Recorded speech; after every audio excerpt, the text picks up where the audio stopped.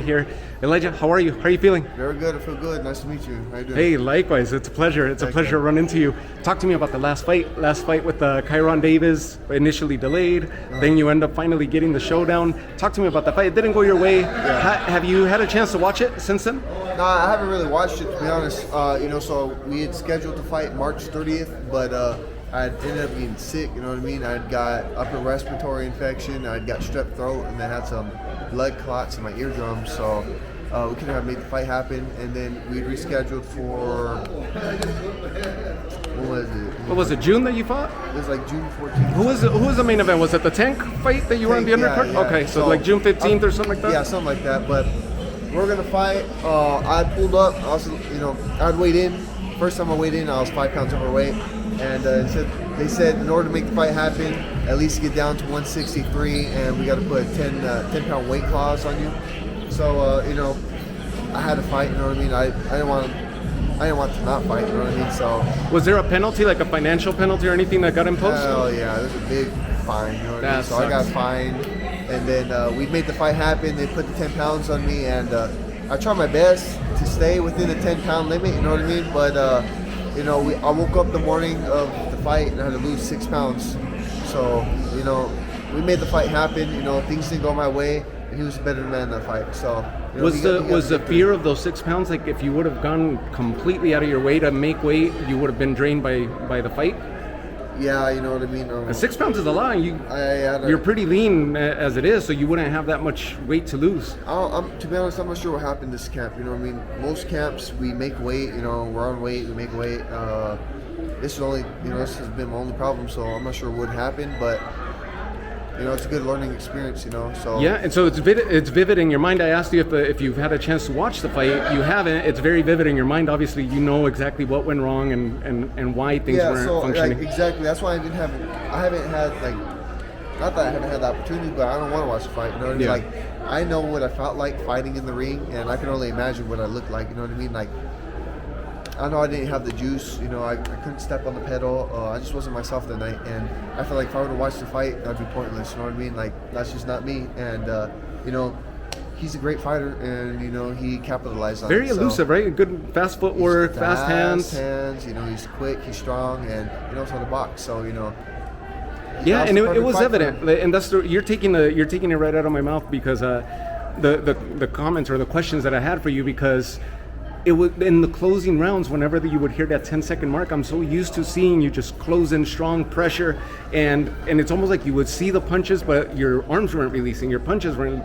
And it was almost like the 11th, 12th round, so I was like, there's a stamina issue there that's going on. I didn't have the juice. Never happened to me before, and he was able to capitalize on it. So I got nothing to say bad about him. He did what he had to do. He won the fight. You know what I mean? Congrats to him. But we'll see. Any feelings in there of trying to run it back with Kyron? Yeah, most definitely. Let me get a fight back, and then he has the belt I want, so I'll get that fight back and I'll take it away. So yeah, good. Yeah. Any plans of coming back? Are we going to see you again this year? Hopefully October. I'm in the gym, I'm training, just waiting for that call, and we're gonna make some changes in the camp and do what we got to do, and we're gonna come back better, stronger, and you guys are gonna see me at 160 again. So good. And they just announced the Canelo Berlanga fight with the undercard being to 160, right? Danny Garcia moving up to 160, Lara defending his title. That's a title that you're after. Yeah, that's a fighter that's on the back end of his career, and that's So after the plan was to beat Kyron and go after that 160, but it was tough to make the 160 weight class. So we're gonna go back and we're gonna talk and we're gonna see what we got to do in order. What was the interim title that you guys fought for with you and Kyron? I'm not sure what title it was. I know it was a WBA. So it was in line for Islam Lara? It was, yeah. Okay. That was just another stepping stone to get that. Okay. I was already number one, but you know what I mean. It's just one bout closer to it. So is the steps right now? Get another comeback fight, get back on a winning streak, and then you get another interim or title shot potentially, or can you get one right now? Once I run it back to Kyron, I feel like I'm ready for that world title. Okay. It don't matter who it's going to be, if it's Lara or Danny Garcia. I feel like I'm really ready for That's the one that you want to go after? That's the title you want? WBA. Okay. WBA. And then Carlos Adames, he's scheduled to fight, I believe, next week on that undercard of Crawford, and then Janibek fell off. Because of weight, he didn't make his. He's a big dude. I imagine he's a really big guy. Big dude. I know what he's going through. You know what I mean? it's tough. Yeah. I'm not sure how old he is. I'm 21, and you know, I'm growing, I'm maturing. He's been growing. You know what I mean? So, you know, now I know why people can't make weight. You know, some people just grow out the weight class. Some people are too old. You know, but I'm gonna try my best to make 160. You know, I've fought there the past, you know, like 4 years. I've had my past like 15 fights there. So, you know. Do you normally cut a lot? Is it a big weight cut that you have I've never had this problem before at all. Okay. Usually I pull up and I gotta lose, you know, 5 pounds, maybe 3 pounds a day of weigh-ins, and I have no problem doing it. You know what I mean? This is the first time I've came overweight. Not sure what happened, but you know, we made some changes in the camp, and you know, shouldn't have. Are you thinking of campaigning at 160 until you manage to get a title, or you think you're going to shoot up maybe a couple fights and then shoot up to 168? I'm going to give it one more try at 160. Okay. If it's tough and I can't perform, or you know, I can't make the weight, I have to move to 168. There's no doubt about it.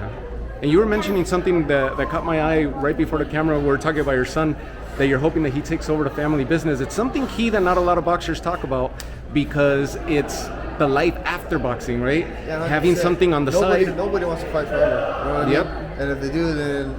But we see it time and again, right? Like boxers that end up coming back. They want to come back. Yes. It's addicting, you know what I mean? But you know, I don't want to fight forever. You know, I still want to have a brain. I still want to be able to spend time with my family. You know what I mean? Like cutting the weight, fighting. You know, it takes time away from you.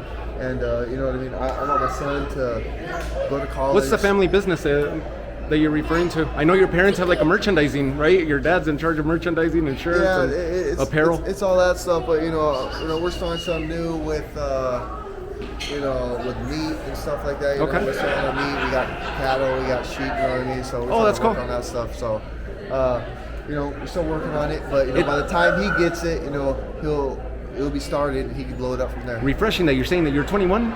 21 years old.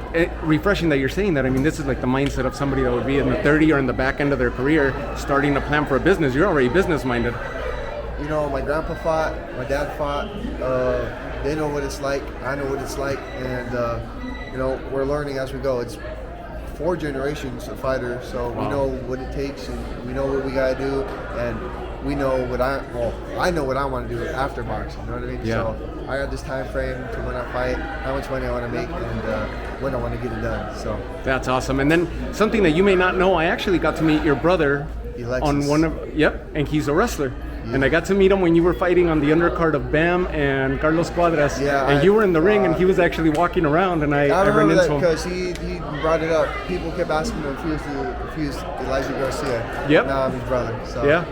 Yeah. And he was telling me about his wrestling career. He was also messing around with a little bit of boxing back then. And yeah, so actually now he's getting ready to become a firefighter. He wants to become a firefighter. Good. And so he's doing all that he needs to do, and then did he graduate high school already, or no? He graduated high school. Okay. He graduated like a 4-point-something GPA. That's awesome. So very smart, very talented kid, and you know, he wants to become a fighter too. So you know, he's working on what he needs to do in order to do that. You know what I mean? But that's awesome. I think he'd be better than I can, to be honest. You know, he has the natural skill. You know what I mean? I got to work my ass off in order. Like, for instance, right, we're around the same weight, so we can spar. And if you want to, like, he can put it on me because he's bigger. He has the skills to do it. You know what I mean? But it's just all mental. Yeah, it's better to use the brain, right, and stay out of the ring. But you're doing something amazing in the ring, and the legacy that you'll make for your family just in the boxing ring. Where you mentioned 4 generations of fighters. Are you the one that's trying to accomplish to the next level? We're done, exactly. I feel like I've made it past everybody already. You know, just once I get that world title, I feel like we're done. Nobody else has to fight Set again. that bar high, and that's it. That's it. We're done. Now we can focus on, you know, something else. Man, that's awesome. See if we get the most college degrees. Yeah, that's awesome. Hey, you guys are on a completely different route than the traditional boxer. So congratulations. I can't wait to see you. October, you're thinking you'll be back?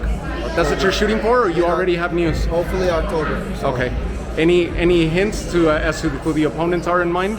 Any short list? No opponents. You know, anybody top 10 WBA, hopefully. So okay. I'm ready for it. Well, Kyron wasn't even top nothing right at 160. You know what I mean? And he was a great opponent. So and I think who knows who I could fight? You know, yeah, Danny I Garcia think is not even ranked at 160. Yeah, exactly. So who knows who I could fight? I think the cool thing that Kyron brought and that added to your resume and to your experience is the fact that he had experience with bigger names, right? He had fought Benavidez and had shared a ring with other big names. So it added a lot of experience to your resume. Yeah, he had a lot of experience. You know, he fought a lot of good people. So you know what I mean? It was a great experience, great learning experience. You know, I've never had a fight with the weight class on me, so. we know what we want to do again. We know what we don't want to do again. So. Well, let us know. For those that don't follow you, let us know how they could reach you, how they could follow you, how they could find you on social media. Follow me on Instagram _ Elijah Garcia _ you got me on Facebook, Elijah Garcia, and Twitter, Elijah602 Garcia. I really appreciate you. Thank you. I'm gonna give you a shot to say the show's name, the Toma Todito Boxing Show. You're reading it. Say it again. The Toma Todito. The Toma Todito Todito Boxing Show. The Take It All In. The Toma Todito Boxing Show. Hey, that's good. Heck yeah, I appreciate That's really good, man. I appreciate you. Good luck in October, and I'll be keeping tabs on your career as you go forward. Appreciate it. Awesome. Have a good night. You too.